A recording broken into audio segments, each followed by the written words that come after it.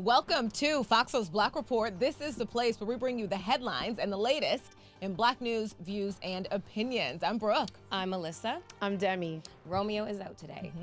On today's show, Senator Raphael Warnock delivers his first speech on Capitol Hill on voter suppression. A judge is caught on video calling a black man dumb, and union-owned banks back reparations. A report finds growing white nationalist threat. Congress honors Capitol Police. Man arrested outside Vice President Kamala Harris's home. And FEMA set to reimburse funeral costs due to COVID-19. Congresswoman Sheila Jackson Lee is here to break down H.R. 40. The NAACP is honoring the WNBA. We have good news from the IRS. Tanzania's president has passed away, and we're going to let you know what happened in Black history today. We have that and so much more. This is our voice and our truth, so let's talk about it. To me, this reeks of conflict of interest. Do we know if he actually waved a gun? We only hear one side of the story. This just really did make me feel good that the justice system did what they needed to. So we're going to keep following this story, and we will have the latest for you.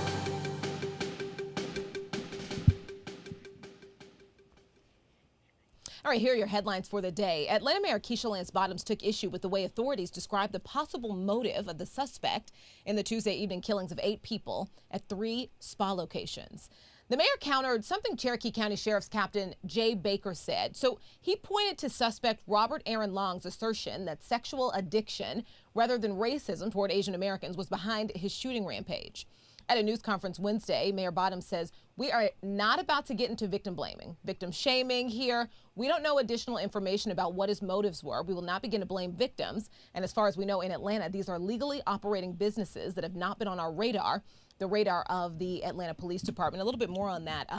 The law enforcement in that situation had essentially said that the motive at that point was the shooter admitting to shooting these people because he wanted to eliminate the temptation and that he had been treated for sex addiction in the past. Also, something that this very sheriff's official said, he said that he described what happened as the shooter having a bad day. So that has kind of blown up online. A lot of people are talking about that. And BuzzFeed News actually uncovered something about this sheriff's official. They found a Facebook post from April of 2020, so just last year, where Cherokee County Sheriff's Captain Jay Baker shared a picture of T-shirts, and the image on the T-shirt is kind of the Corona beer label, right? It's in that style, and they say COVID-19 imported virus from China, and China is spelled CHYNA. It says, the caption says, "Love my shirt, get yours while they last." So a lot of people online are saying that just, really frustrated, one, with describing it as a bad day, and then also the fact that this is in the background of the law enforcement official that did use that description. I love that Keisha Lance Bottoms came forward on this topic because, you have Georgia, Atlanta, which is heavily black populated. And a lot of the times Keisha Lance Bottoms is speaking on issues that pertain to us. So I was really happy to see her come forward and talk about this. And in her speech, she said, "A crime against any community is a crime against us all." So that one line has been circulating online as well. But another thing that has been circulating online, a lot of people feel as though because he was white, because they were saying, well, he's been detained alive after killing 8 people. So a lot of people are like, if he was black and are bringing in people like Rashard Brooks and all these other black men that have been gunned down by police for, nowhere near anything is like this, they're like, he would have been gunned down. He would not have been turned into a police alive. He would have been shot and killed. I mean, we saw that happen with, it was the Ebenezer Church in South Carolina, was it not? When Dylan Roof killed 9 people in the church and he was detained and brought to Burger King. So we see this time and time again. Whenever a white extremist, a white nationalist, a racist is accused of killing innocent people, targets because of his racist ideals, he's brought in with the utmost respect and decency and almost delicacy. And so the sheriff's the captain's comments are not surprising. They were revolting, but they weren't surprising. And Keisha Lance Bottoms, she hit the nail on the head. The speculation, the fact, really just about what he was, the fact that it was a sex addiction or whatever the case. it's null and void. It means absolutely nothing.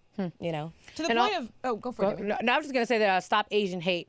You know, I'm sure you've seen that a lot of people are showing support for this by using the hashtag Stop Asian Hate on Instagram, Facebook. So you can also show your support as well by using the hashtag online. Yeah. To the point of you know, the importance of I think paying respect to a group of innocent victims. 4 of the female victims of the shootings have not been identified by police yet, but we do have the names of 4 of the other victims, and I just want to say those names because these people have been, all grouped together and talked about as 8 shooting victims. 8 people died, but regardless of what the motive is, what happened, who's doing this or that, or who believes this or that, there are 8 people who will not go home to their families. There are 8 people who, there are family members who are alive and mourning right now. These are daughters, sons, fathers who are dealing with the loss of 8 people. And so the 4 names that we do have, I think it's important: Delana Ashley Yan, Paul Andre Michaels, Zhaoji Tan, and Dayu Feng. That's great. That's great, Brooke. Yeah, that was a really good point, Brooke, is that whenever things like this happen, whenever cases like this happen, sensational cases like this happen, the humanity from the victims is oftentimes the first thing that's gone. We start to refer to them as the shooting victims. We start to we kind of make famous the shooter. His name is all over the place, but the victims' names seem to get lost in the fray. So it's thank you for doing that. Yeah, that was wonderful. Moving right along, Senator Raphael Warnock, whose election as Georgia's first black senator gave control of the chamber to Democrats, used his first floor speech on Capitol Hill to blast a wave of Republican-backed measures that would make it harder to cast ballots in states around the country, according to the Associated Press. We are witnessing right now a massive and unabashed assault on voting rights, unlike anything we've ever seen since the Jim Crow era. This is Jim Crow in new clothes. Since the January election, some 250 voter suppression bills have been introduced by state legislatures all across the country, from Georgia to Arizona, from New Hampshire to Florida, using the big lie, voter fraud, as a pretext for voter suppression.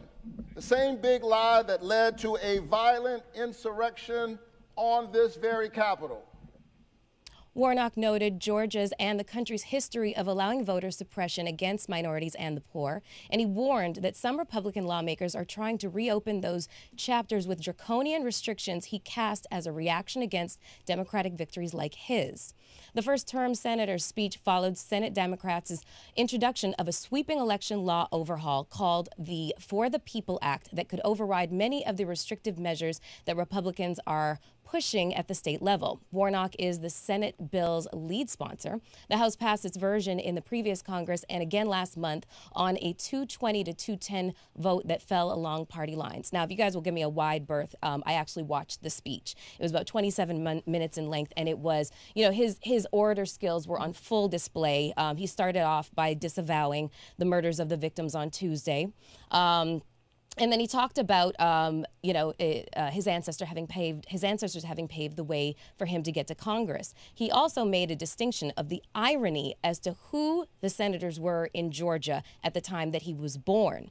Herman E. Talmadge and Richard B. Russell, both staunch anti-abolitionists. Talmadge was once quoted as saying, "The South loves the Negro in his place, and their place is at the back door." And when asked how he and his supporters might keep black people away from the polls, he picked up a scrap of paper and wrote a single word on it: pistols. So the irony here being is that he now holds the Senate seat that was once occupied by Talmadge. And he said a lot of really wonderful things during the speech, very powerful things. Our land, ours is a land where possibility is born of democracy, a vote, a voice, a chance to help determine the direction of a country and one's own destiny in it. And so I rise, Mr. President, because that sacred and noble idea, one person and one vote, is being threatened right now. Politicians in my home state and across America, in their craven lust for power, have launched a full-fledged assault on voting rights. They are focused on winning at any cost, even at the cost of democracy itself. I mean, the words were it was so powerful, and I wish that more people had been able to watch it in its entirety. Yeah, you know, his speech and any comments that he would make about this are, I think, highly anticipated from people. If you see online and you see the reaction and the response, people are, you know, one, I think people are very interested and excited, a lot of his supporters, when he speaks. As, you know, you pointed out, this man's a pastor. You know, he's got that cadence. Yes. He's used to speaking to big groups of people. He's got a powerful speaking voice. But also, his supporters are saying, look, the very reason he's there is part of the reason that the rest of us are getting this backlash. The very reason that he's there is why you're seeing this. So, of course, when it comes to this, his supporters want to hear him speak. Yeah, you know, they want to hear him take the lead on this. It's important for that, Demi. No, Brooke, a great point about his cadence. You know, that is the first thing when I heard the speech. He actually got a standing ovation after the speech. But I mean, he has. If he was in California, I would either go to his church. But if he ran for president, I would also vote for him. Like, he just gives me the best of both worlds, and I love hearing him speak. So, moving right along here, guys. So, a Washington judge who called a black man who was killed by deputies so dumb has apologized and said he is taking some time off to reflect. Clark County District Court Judge Darvin Zimmerman made his comments on March 9th over a hot mic in an empty courtroom, according to the Columbian. Zimmerman's colleagues condemned him for his derogatory comments about Kevin Peterson Jr., who was shot and killed on October 29th during a drug sting by Clark County deputies in Hazeldale, Washington. 5 judges from the district court released a statement saying the views of Judge Darvin Zimmerman do not reflect the values of our court nor us as individual judges. Not sure if you guys got a chance to see the video. You can tell he was just very cool, calm, and collected. He had no idea there was a hot mic going on. And so, I mean, I feel like an apology is, you know, thanks, but no thanks. You guys know I always feel about apologies that I feel like something shouldn't have been done at all. But let's just focus on his last name for a second. Like, I knew you were going to say that, right? Demi. You know, I was going to be like, Zimmerman already just makes me feel like, you know, a judge's job is meant to be impartial. Like, you are the determining factor to send me home with a monitor on my neck or to send on my leg or to send me to jail. And so, how do you have trust in the judicial system and you as a judge going forward, even though you apologized, right? Like, how do we have trust with you going forward in any community for that matter? If you're talking about a suspect or you're talking about somebody when you think that no one's listening, you know what I mean? Like, I don't know how I feel about him even coming back to be a judge after this. Yeah, his comment, I'm going to take some time off to reflect. I just kind of wonder what that looks like. Like, what does that kind of reflection mean? You know, it seems like it's kind of in line with this whole sensitivity training that we need to provide to white people, and it's exhausting at this point. You know. Yeah, you know, I was just kind of looking and taking bits of the reaction to this, right? What are people saying about this? You know, that's my thing. That's what I like to do. What are people saying about this? And you do have people saying, you know, we've got to allow people space to get better and learn. And then on the other side, to Demi's point, you had a lot of people saying some people aren't allowed to make mistakes like this. Yes. Some people, you know, you ever hear the Chris Rock joke about bad apples?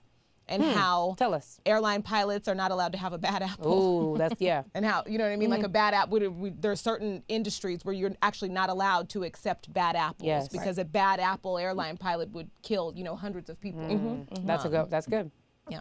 All right. One of the only unionized banks in America backs reparations. Amalgamated Bank just endorsed H.R. 40. And you'll remember that's a bill Congresswoman Sheila Jackson Lee proposed that would create a commission to study reparations for Black Americans. A statement on the bank's website reads, Amalgamated acknowledges the deep roots connecting the financial sector to the American slave economy. The bank also calls the bill an important first step towards achieving racial justice.